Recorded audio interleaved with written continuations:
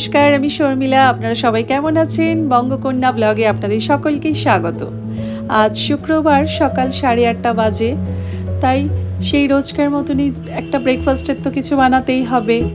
এই উপমা বানাতে এসে মনে পড়ে গেল কারি পাতার কথা, কিন্তু কারি পাতা দিলে যে এরা খাবে না সেটা মাথার মধ্যে ঘুরছে। দেখা যাক, একজন কারি পাতা খাবে আর দুজন কারি পাতা খাবে না, এই রকমভাবে রান্না করা যায় বলুন? সেই জন্য আবার সেই একটু ওদের জন্য আলাদা করে একটু সুজির উপমা, মানে যেটা ঝাল সুজি, ওই রকমই করলাম। দুজনের জন্য, দুই মেয়ের জন্য করে নিয়ে এরপরে শান্তনুর জন্য, আমার জন্য করব। আগে ওদের খাবারগুলো দিয়ে দিই, এরপরে নিচে বাগানে যাব, তখন নিজেদের গাছ থেকে দেখাবো কারি পাতা, কেমন কারি পাতার গাছ হয়েছে। সেই গাছ থেকে কটা কারি পাতা আনবো, আর একটু আজকে পুঁই শাক কেটে আনবো। আজ একটু পুঁই শাক করবো। তুলির অনলাইন ক্লাস 9টা থেকে, তাই তুলিকে খাবারটা আগেই দিয়ে দিয়েছি, ও তো ক্লাসে বসে যাবে। আর বুবুকে একটু ড্রয়িংয়ে বসাই, তারপর নিচে যাই। চলুন দেখাবো নিচে আমার বাগানটা। কারি পাতা গাছটা এটা নিচে আন্টি আমাকে দিয়েছিল, একটা ছোট্ট একটা চারা এনে, সেটাই বসিয়ে বেশ একটু বড় হয়েছে। আর এই নিচে এটা আন্টির লেবু গাছ, এটা আন্টি মনে হয় কোনো নার্সারি থেকে এনেছিলেন। বেশ লেবু গাছটা যখন লেবু হয় না, পুরো ভর্তি হয়ে থাকে লেবু। দেখুন মানে কি সুন্দর লেবুগুলো, আরও একটু বড় সাইজের হয়। আর ওই পাশে আছে গন্ধরাজ লেবু, ওটা আরেকদিন আপনাদের দেখাবো।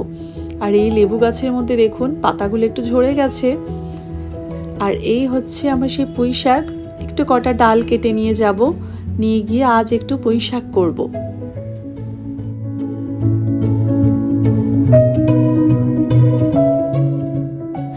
উফ বাবা, নিচে বেশ ভালো গরম আছে। একটু নিচে গেছি, বেশ গরমের তাপটা বেশ আছে। চলুন এবার গাছের এই পুঁই পাতাগুলো ভালো করে একটু ছাড়িয়ে নিয়ে ভালো করে কুচো কুচো করে কাটবো। আর পুঁই শাকের ডাঁটাগুলো দেবো। পুঁই শাকের ডাঁটাগুলোতে একটু কচি, তাই একটু কটা টুকরো করে করে আজ একটু দেবো। এবার সবজিগুলো কেটে নিই। সবার আগে শাকটা কেটে নিই। দেখুন শাকটা কি ফ্রেশ, একদম টাটকা সবজি, যেহেতু নিজেদের, তাই নিচ থেকে এনেই কেটে খাওয়া।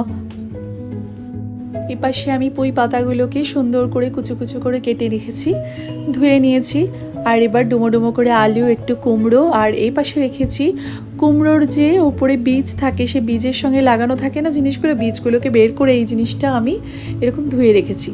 এটা আমার শাশুড়ি মা বলতেন, এই জিনিসটা ফেলো না, কিন্তু এই জিনিসটা না পুঁই শাকের মধ্যে দেবে, পুঁই শাকটা কিন্তু বেশ ভালো হয়। তো এটা আমি ওনার থেকেই শিখেছি। আর এপাশে এই ডাঁটাগুলো কচি ডাঁটা বলে একটু ছোট করে কেটে নিয়েছি। আর চিংড়ি মাছ দিয়ে আজকে পুঁই শাকটা করবো। চিংড়ি মাছ যে কোনো জিনিসের মধ্যেই দিলে বেশ, মানে তার টেস্ট 3 গুণ বেড়ে যায়। চিংড়ি মাছটা ভেজে তুলে নিয়েছি। ওই তেলে আমি একটু বড়িটাকেও ভেজে নিচ্ছি। ভেজে বড়িটাকে একটু আলাদা জায়গায় তুলে নেব। তারপর এবার যা ফোড়ন দেওয়ার শাকের মধ্যে আমি একটু 5 ফোড়ন দিয়েছি, আর কটা রসুন দিয়েছি, আর 2টো শুকনো লঙ্কা দিয়েছি। দিয়ে ডুমো ডুমো করে কেটে রাখা আলুগুলোকে সমস্ত ধুয়ে দিয়ে দিয়েছি। দিয়ে এবার একটু পরিমাণ মতো একটু নুন দিয়ে তারপরে ভাজা ভাজা হয়ে গেলে কুমড়ো, আর এর মধ্যে আমি দেবো যে কুমড়োর যে জিনিসটা, যে ওই বীজ থেকে ছাড়িয়ে রাখা জিনিসটা, এটা দেওয়াতে না ভীষণ তাড়াতাড়ি সবজির মধ্যে বেশ একটা গ্রেভি ব্যাপার চলে আসে, বেশ একটা মাখা মাখা ব্যাপার। তো সেটা যখনই চলে আসে, বেশ ভালো করে কষিয়ে নেওয়ার পর তারপরেই আমি ধুয়ে রাখা শাকগুলো কেটে রেখেছি, সেগুলোকে ওপর থেকে তারপর দিয়ে দেবো। মশলা বলতে আমি এখানে ধনে জিরের একটু গুঁড়ো দিয়েছি, আর যেহেতু শাক সেই জন্য সামান্য করে অল্প হলুদ দিলাম, আর দিয়েছি এখানে একটু 2 চামচ মতো একটু চিনি। তার কারণ পুঁই শাকটা না একটু হালকা মিষ্টি হলে বেশ মন্দ হয় না। এবার শাকগুলো ওপর থেকে দিয়ে ভালো করে নাড়িয়ে চাড়িয়ে দিয়েছি। তারপরে বড়িগুলোকেও দিয়ে দিয়েছি ওপর থেকে, দিয়ে এবার একটু ঢাকা দিয়ে রাখবো। একটু জলটা তো শাক থেকে অল্প বেরোবে, কারণ একদম গাছের টাটকা শাক। ওর বাবা অফিস বেরোবে, তাড়াতাড়ি করছে। আমি এখানে পটেটো চিজ বলগুলোকে একটু তাড়াতাড়ি করে একটু ফ্রাই করে নিই। আজকে শান্তনুকে একটু পুঁই শাক আর এইটা দিয়েই ভাতটা দিয়ে দেব। তারপরে বেরিয়ে গেলে একটু অন্য কিছু করব। হয়ে গেছে, ব্যাস। এবার তার বাবাকে একটু তাড়াতাড়ি করে দিয়ে দিই ভাতটা। সে ভীষণ তাড়াহুড়ো করছে, বেরোবে বলে অফিস যাবে। শান্তনু অফিস বেরিয়ে গেলে আজ একটু দেখাবো চিকেন শিক কাবাবগুলো আমি করে রেখেছিলাম, সেগুলোকে একটু ছোট ছোট টুকরো করে আজ একটু অন্য কায়দায় রান্না করব। এই চিকেন শিক কাবাবগুলোকে আমি ছোট ছোট করে টুকরো করে নিয়েছি। এগুলো আমি বাড়িতেই করেছি, করে ভালো করে প্রিজার্ভ করে আমি এগুলোকে রেখে দিই, যাতে মাঝের মধ্যে একটু ভেজে বা কোনো কিছুর মধ্যে একটু দিলে, পুর দিলে বেশ ভালো লাগে খেতে। তো এগুলোকে আজকে একটু ছোট ছোট করে কেটে এগুলোকে ফ্রাই করে নেব, করে তারপরে টমেটো দিয়ে পেঁয়াজ দিয়ে ভালো করে এগুলো কষিয়ে করব। চলুন। তুলি আর বুবু একটু ভ্যাকেশনে বাড়িতে ছিল, তাই একটু টুকটাক ঘুরিয়ে ঘাড়িয়ে চিকেনের জিনিস একটু বাড়িতে করে রাখা। এগুলো যদি আপনি ফ্রাইও করেন তাহলে ডালের সাথে কিন্তু ভাতে বেশ ভালো লাগবে খেতে, বেশ মুচমুচেও হয়। এটা যখন এর পরে আবার করব তখন আপনাদের সঙ্গে আবার শেয়ার করব।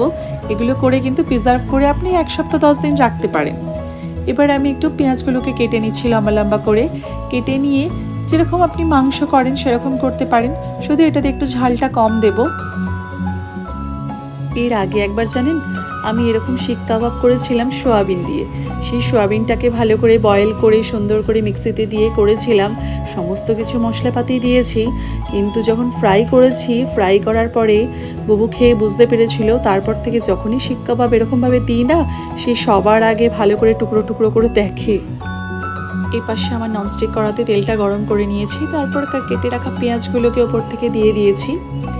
আর এবার পেঁয়াজগুলোকে নিয়ে ভালো করে একটু নাড়াচাড়া হয়ে গেলে, একটু লালচে ধরনের হয়ে গেলেই আমি কিন্তু এখানে টমেটোগুলো দিয়ে দেব। আর ঝালের মধ্যে তো বেশি ঝাল করব না, সেই কারণে একটা কাঁচা লঙ্কাই দিয়েছি, আর পরে সামান্য একটু গুঁড়ো লঙ্কা দিয়ে দেব। এগুলোকে ভালো করে মিশ্রণটিকে ভালো করে নাড়াচাড়া করে একটু ভাজা ভাজা হয়ে গেলে তারপর আমি একটু ওপর থেকে গরম জল দেব। ঢাকনাটা খুললাম, খুলে দেখুন অনেকটাই সবজিটা বেশ একটু নরম হয়ে এসছে আর একটু কষিয়েও গেছে। আর একটা ডুমো ডুমো করে আলু এর মধ্যে আমি অ্যাড করে দিয়েছিলাম, কারণ মাংসের জিনিস একটু ভাত দিয়ে খাবে, একটু আলু তো দিতেই হয়, বাচ্চা যেহেতু খাবে। এই জিনিসটা বেশি ঝোলঝোল করব না, একটু সামান্য গ্রেভি থাকবে তাহলেই হবে। এটা কিন্তু ভাত রুটি দুটো দিয়েই কিন্তু খেতে বেশ ভালো লাগে।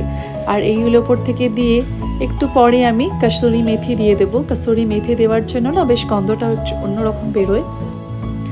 এবার মনে হচ্ছে হয়ে এসছে, ঢাকনাটা খুলে দেখলাম বেশ কিন্তু অনেকটাই নরম হয়ে গেছে আর একটু জলটাও টেনে নিয়েছে।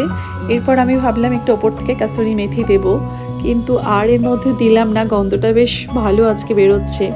একটু ধনে পাতা দেবো ভাবলাম, তো ওপর থেকে একটু ধনে পাতা ছড়িয়ে দিয়ে ঢাকা দিয়ে রাখি, যাতে বেশ ভালো লাগে। গন্ধটা বেশ মনে হয় ধনে পাতা দিলে না বেশ শীতকালের একটা আমেজ চলে আসে। মাইক্রোওয়েভে আমি দুটো পাঁপড় সেঁকে নিয়েছি, এবার বুবুকে খাওয়াতে বসবো। জানি না সে কতটা জিনিস পুঁই শাকটা খেতে পারবে, কিন্তু একটু তো শাক বাচ্চাদের খাওয়াতেই হয়। একটু গ্রিন ভেজিটেবলস দরকার শরীরের জন্য, কিন্তু চোখের জন্য সব কিছুর জন্যই ভীষণ ভালো। সবুজ শাক পাতা খাওয়া দরকার। কিন্তু সে পাঁপড় ভালোবাসে বলে একটু পাঁপড় সেঁকে দিয়েছি। আর তো তার চিকেনের একটু আইটেম লাগেই। সে ইদানিং একদমই মাছটা বেশি পছন্দ করে না, কিন্তু তবু খাওয়াই মাছটা মাঝের মধ্যে ঘুরিয়ে ফিরিয়ে।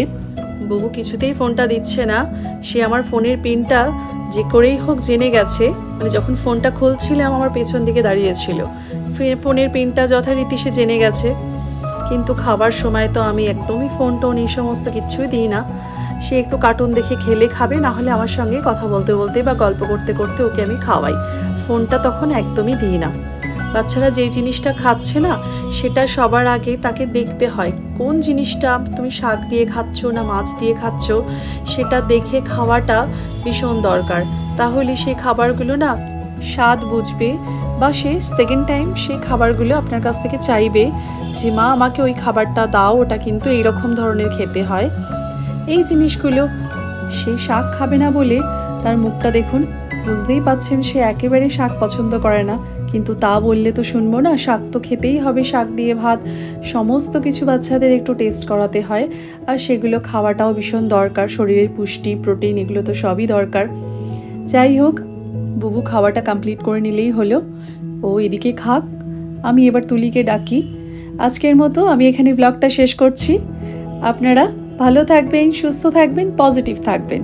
আর ব্লগটা কেমন লেগেছে আমাকে কমেন্ট করে জানাবেন। আর আমার ব্লগটা ভালো লাগলে একটু লাইক শেয়ার করে দেবেন। আর আমার ফেসবুক পেজ বঙ্গকন্যা একটু ফলো করবেন। আবার দেখা হবে একটি নতুন ব্লগের সঙ্গে। আজকের মতো এখানেই শেষ করলাম। টাটা।